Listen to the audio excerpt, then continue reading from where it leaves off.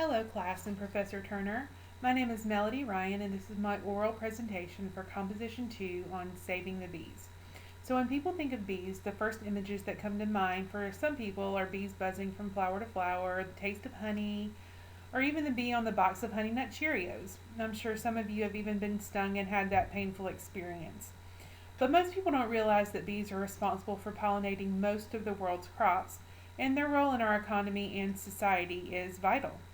I became fascinated with bees when I started using more honey in my baking and cooking, and this led me down the internet rabbit hole where I started extensively researching bees and ways that we can help prevent their impending extinction. I believe that bees are an unrecognized foundation of life because of the impact they have on our economy and everyday life. And if the honeybee population continues to decline, civilization as we know it will be impacted on a grand scale. Interested groups could be scientists, beekeepers, farmers, but really everyone. It impacts all of us. So I hope that you will gain the knowledge that's needed to play an active role in helping protect one of our greatest natural resources. In order to show the urgency and validity of protecting bees, we need to look at three main points. First, I'm going to tell you why bees are important to humanity. Second, I'll let you know some of the problems bees are facing. And third, I will tell you some things that we as humans can do to help our flying friends. To start with, I want to tell you why bees have such a major impact on humans. Bees are vital to the global food supply for humans. United Nations Environment Program Director Akin Steiner stated, "The fact is that of 100 crop species that provide 90% of the world's food, over 70 are pollinated by trees."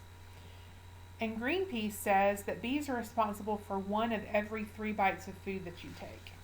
That's a third of everything you eat. Bees are essential to the production of some medicines. One example is the use of bees to pollinate opium poppies, which are a major ingredient in some painkillers. Bees are also essential to the ecosystem. There are many animals that rely on particular plants, and if the plants were to go extinct, then these animals would also go extinct. In fact, a main portion of a cow's diet is clover and alfalfa, and these plants would not be able to reproduce and grow without bees to pollinate them.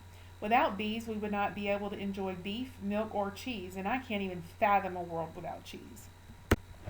Bees have a huge effect on our agricultural economy. Crops pollinated by bees account a large portion of the total value of American crops, estimated at $15 billion.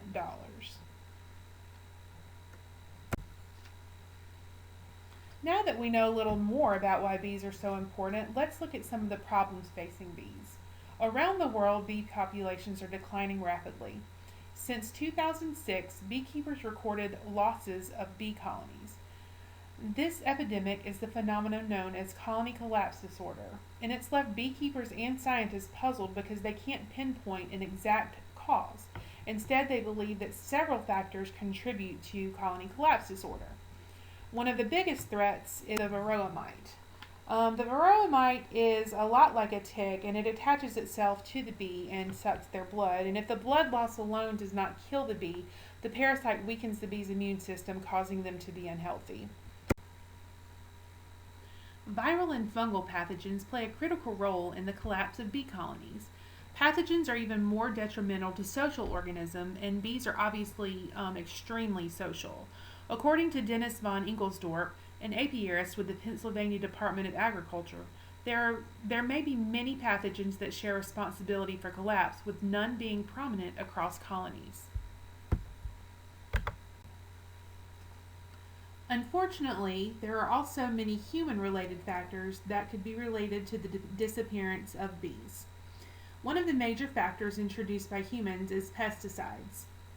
In 2006, David Hackenberg, the beekeeper who actually first reported colony collapse disorder in the U.S., reported that he had a 90% die-off in his 3,000 hives due to the increase in usage of pesticides by farmers. Pesticides weaken the bees' immune system, leaving them sick, stressed, and undernourished. Habitat loss, which has reduced abundance and diversity of floral resources and nesting opportunities, has undoubtedly been a major long-term driver through the 20th century and still continues today. And another key factor that seems to cause a huge impact on the disappearance of bees is the continuous rise of industrial agriculture, with the main concern being monocultures. Monocultures are the cultivation of a single crop in a given area. And by allowing that one plant to grow in that certain area, the nutrients from the soil are depleted, creating the need for chemical fertilizers.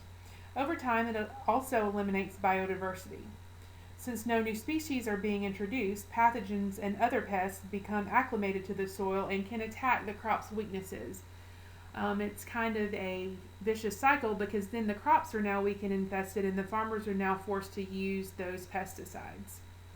Monocultures only bloom a certain time of year, so this creates vast spans of times that bees don't have anything to feed on. So now that we know why bees are important to us and what is causing their decline, let's look at ways that we can help lessen this issue. Even though we have seen a huge decline in bees, there are solutions that can help. One major solution would be using an ecological farming approach rather than the destructive industrial farms we see in large commercial farming. Dr. Marla Spivak, a pollinator conservation specialist, states that ecological farming is one of the most effective ways to make sure that bees get the proper amount of daily nutrition. Ecological farming is a farming system that is chemical free and 100% organic. It would end the use of monocultures by using practices such as crop rotations and companion planting. Not only is this better for the bees, but better for the consumers as well. There are also things that can be done on the local level. Local cities and parks can plant community gardens, and many counties and cities have beekeeping clubs and associations that promote beekeeping and bee products. As individuals, there are also some things we can do, like writing a letter to our local congressman asking him or her to ban the use of pesticides. Support your local beekeepers by buying local produce and honey. And you can also plant a garden with plants that are native and bee friendly. Even a simple window box full of flowering plants can have a big impact. Every little bit we can do to lead to improvements for these tiny creatures is a step in the right direction.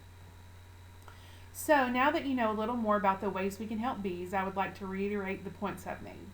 We discussed the importance of bees, what's causing them to disappear, and finally we learned some ways that can help the bees from going extinct. So to close, I hope that you have seen why bees are so important to humanity and the planet. If taken for granted, bees could face extinction, and so could our way of life as we know it. Luckily, it's not too late for bees, and we should each do our part to help save the bees. Thank you for your time.